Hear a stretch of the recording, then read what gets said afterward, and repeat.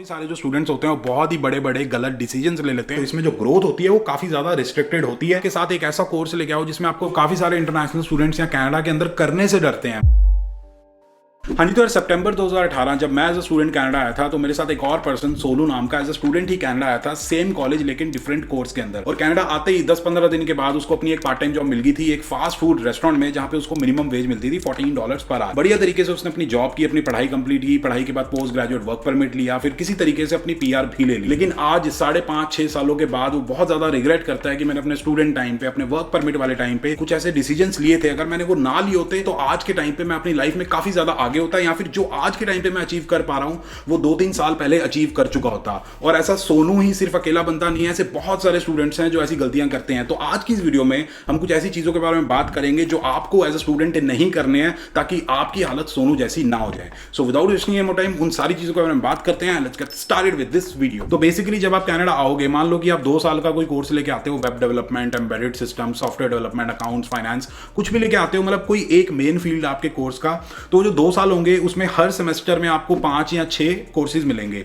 तो 2 सालों में आप अराउंड 20 या 24 कोर्सेज करोगे, और 24 के 24 जो कोर्सेज होंगे वो आपके मेन फील्ड से रिलेटेड नहीं होंगे। कुछ फालतू के भी सब्जेक्ट्स होंगे, कुछ फालतू के कोर्सेज होंगे, जैसे कि बिजनेस कम्युनिकेशन हो गया, या फिर कम्युनिकेशन फॉर समथिंग हो गया, एथिक्स हो गया, क्वालिटी एश्योरेंस हो गया, हेल्थ एंड सेफ्टी, इस टाइप के भी सब्जेक्ट होंगे। अब मेरे हिसाब से इन सब्जेक्ट्स की कोई बहुत ज्यादा इंपॉर्टेंस नहीं है। इनमें अच्छे मार्क्स ला के, इनकी असाइनमेंट्स पे बहुत ज्यादा ध्यान देके, क्विजेस वगैरह के लिए प्रिपेयर करके, एग्जाम्स में बहुत ज्यादा प्रिपेयर करके अपना टाइम वेस्ट करने की आपको जरूरत नहीं है। वो जो टाइम है वो गोल्डन टाइम है, उसको यूटिलाइज करो अपने फील्ड से रिलेटेड कुछ प्रैक्टिकल स्किल्स सीखने में, कुछ प्रोजेक्ट्स वगैरह डेवलप करने में। मान लो आप वेब डेवलपमेंट का कोर्स करके आ रहे हो तो कुछ वेबसाइट्स वगैरह डेवलप करो। वो जो टाइम है उसको इन चीजों की तरफ यूटिलाइज करो। ये हाई पेइंग स्किल्स आप में डेवलप नहीं करवा रहे हैं। हाई पेइंग स्किल्स होते हैं जो आप मेन, जो आप फील्ड पढ़ने आए हो, जो चीज पढ़ने आए हो उस पे फोकस रखो।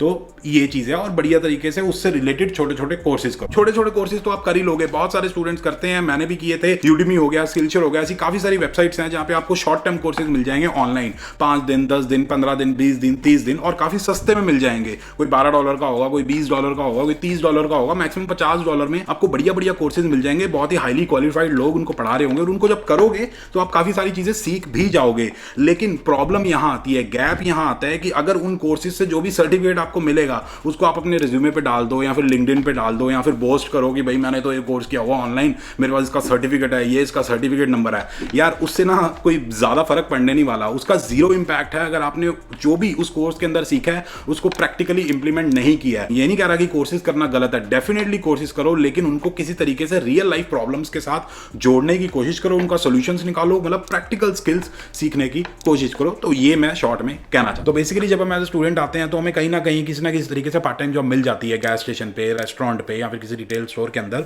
और आज के टाइम पे आप 20, 25, 30, 40 इतने आवर्स कर सकते हो और अपना बढ़िया तरीके से डॉलर्स वगैरह कमा सकते हो। और एज अ स्टूडेंट अगर आप ध्यान से सोचो तो आपको कितने पैसों की जरूरत है? $500-600 आपका महीने का रेंट हो गया, $300 के आसपास आपकी महीने की ग्रोसरी आ जाएगी, $100 आपका फोन का बिल हो गया, $50-60 यूटिलिटी बिल्स वगैरह लगा लो, और $300-400 आप बाहर घूमने फिरने का लगा लो। तो महीने के आपको $1200, $1300, मैक्सिमम $1400 चाहिए, जो आप 25 घंटे के आसपास काम करके आराम से अर्न कर सकते हो। अगर आप इस वक्त महीने के $500 एक्स्ट्रा कमा लोगे उससे कुछ नहीं होने वाला, लेकिन इसी टाइम को अगर आप यूटिलाइज करोगे चीजें सीखने में, कुछ प्रैक्टिकल नॉलेज गेन करने में, तो फ्यूचर में आप महीने के $5000, $6000, $7000, $8000 कमा पाओगे। वो ज्यादा बेटर होगा आपकी आने वाली लाइफ के लिए। और ये सुन के यार काफी सारे स्टूडेंट्स मेरे को ये बोलेंगे कि यार तीसरे और चौथे सेमेस्टर की फीस भी तो निकालनी है, और मैं 100% समझता हूं कि आपको उसकी फीस निकालनी है। तो प्लीज अपनी GIC को आप यूज कर सकते हो अपनी फीस निकालने के लिए। GIC को अपने खर्चे निकालने के लिए यूज मत करो, और साथ के साथ एक ऐसा कोर्स लेके आओ जिसमें आपको 4 मंथ्स की ब्रेक मिलेगी। उस 4 मंथ्स की ब्रेक को यूटिलाइज करो अपनी फीस निकालने के लिए। पैसे कमाने के लिए पूरी लाइफ पड़ी है, ये जो टाइम है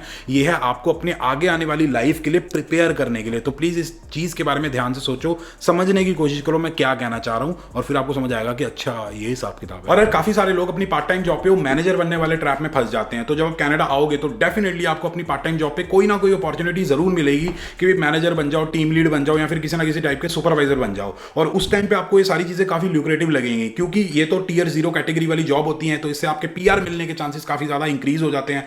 ऊपर से 1 घंटे के थोड़े से एक्स्ट्रा डॉलर्स आपको मिल सकते हैं और ऊपर से थोड़ी मैनेजर वाली फीलिंग आएगी। तो ये सारी चीजें बढ़िया लगती हैं। तो काफी सारे स्टूडेंट्स क्या करते हैं, बहुत ज्यादा अपनी पार्ट टाइम जॉब पे मेहनत करना स्टार्ट कर देते हैं, अपने मैनेजर को इंप्रेस कर रहे हैं, ओवर टाइम लगा रहे हैं, मतलब अपने आप को पूरा का पूरा अपनी पार्ट टाइम जॉब पे डोल देते हैं। आपको ऐसा नहीं करना है। आपको अपनी मेन पढ़ाई, अपने जो मेन फील्ड से रिलेटेड जो स्किल्स सीखने हैं उनको सैक्रिफाइस नहीं करना है, क्योंकि अगर लॉन्ग टर्म सोचोगे ना तो ये जो पार्ट टाइम जॉब्स होती है इनमें जो मैनेजर वगैरह बनते हो आप, तो इसमें जो ग्रोथ होती है वो काफी ज्यादा रिस्ट्रिक्टेड होती है। ये हमें उस वक्त समझ नहीं आता है, लेकिन बाद में हम रियलाइज करते हैं कि हमने कितना बड़ा गलत डिसीजन ले लिया था।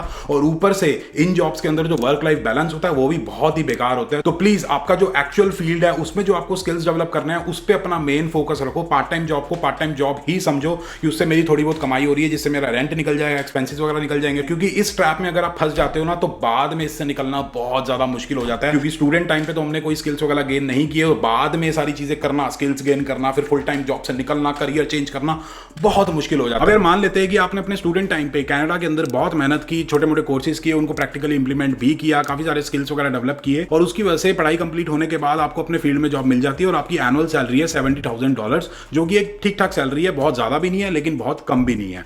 और महीने में आपके आएंगे लगा लो $3500 या फिर मैक्सिमम $4000 आ जाएंगे टैक्स वगैरह काट के।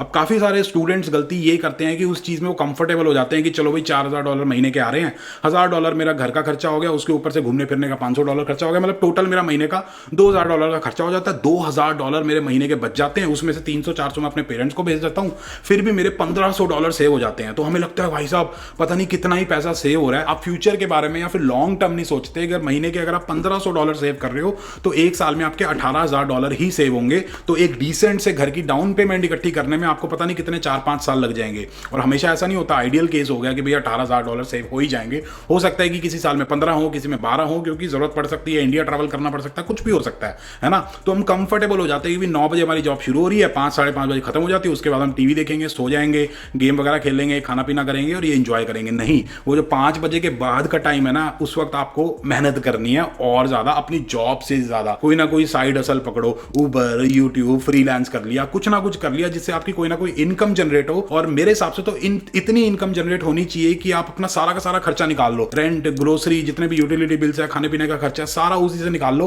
और आपकी जो मेन सैलरी है, जो मेन जॉब से आ रही है, वो सारी की सारी आपकी सेव हो रही है। लेकिन काफी सारे लोग ये करते हैं कि वो दूसरी जॉब करना स्टार्ट कर देते हैं। मेरे हिसाब से, मेरा पर्सनल ओपिनियन है कि जॉब ना करके आपको कुछ ना कुछ सेल्फ एम्प्लॉयमेंट वाला काम करना है। सेल्फ एम्प्लॉयमेंट से आपको इनकम जनरेट करनी है, जैसे कि उबर करना हो गया फॉर एग्जांपल, या फिर यूट्यूब हो गया, या फिर कुछ और काम हो गया, फ्रीलांस काम हो गया।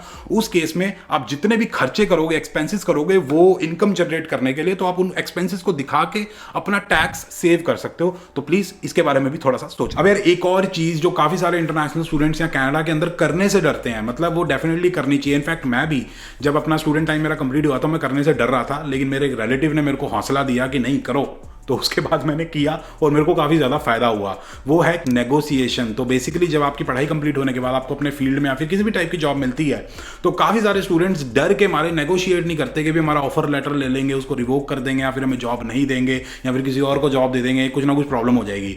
अब थोड़ा सा लॉजिकल माइंड लगा के देखो, कोई कंपनी जब किसी को हायर करती है, इंटरव्यूज वगैरह लेती है, उसके काफ़ी सारे रिसोर्सेज जाते हैं। अगर किसी को ऑफर लेटर देती है, कुछ सोच के वो देती है। अगर 5, 6, 10 इंटरव्यू उन्होंने लिए हैं, उसमें से आपको सिलेक्ट करके वो ऑफर लेटर दे रहे हैं, तो इसका मतलब ये है कि उन 10 लोगों में से आप टॉप पे थे। इनफैक्ट कम से कम 150-200 लोगों ने अप्लाई किया होगा, उसके बाद आपको उन्होंने फाइनलाइज किया है। तो अगर आप नेगोशिएट करोगे, थोड़ी सी एक्स्ट्रा सैलरी मांगोगे, या फिर आप एक्स्ट्रा बेनिफिट्स मांगोगे, या फिर एक्स्ट्रा छुट्टियां मांगोगे, तो इसकी वजह से वो आपका ऑफर लेटर रिवोक नहीं कर देंगे, या फिर ऐसा नहीं है कि आपको जॉब नहीं देंगे। तो प्लीज डेफिनेटली नेगोशिएट करो। उन्होंने आपके अंदर कुछ ना कुछ देखा है, इसलिए वो आपको सिलेक्ट करके आपको जॉब देने के लिए रेडी हुए हैं। तो कुछ ना कुछ लाइक स्टॉक ऑप्शंस, छुट्टियां हो गई, या फिर अलग बेनिफिट्स हो गए, या फिर एक्स्ट्रा सैलरी मांगने की कोशिश करो। मैंने भी मांगी थी, बहुत सारे लोग मांगते हैं। अगर आप नहीं मांगोगे तो बाद में आपको पता लगेगा कि भाई मेरी पोजीशन पे ही मेरी कंपनी के अंदर सेम बंदा काम कर रहा है, लेकिन वो $10,000 एक्स्ट्रा उठा रहा है, आपको कम मिल रहे हैं। अब यार जो बेसिक पर्सनल फाइनेंस होता है, उसकी नॉलेज की कमी से भी काफी सारे जो स्टूडेंट्स होते हैं वो बहुत ही बड़े बड़े गलत डिसीजंस ले लेते हैं,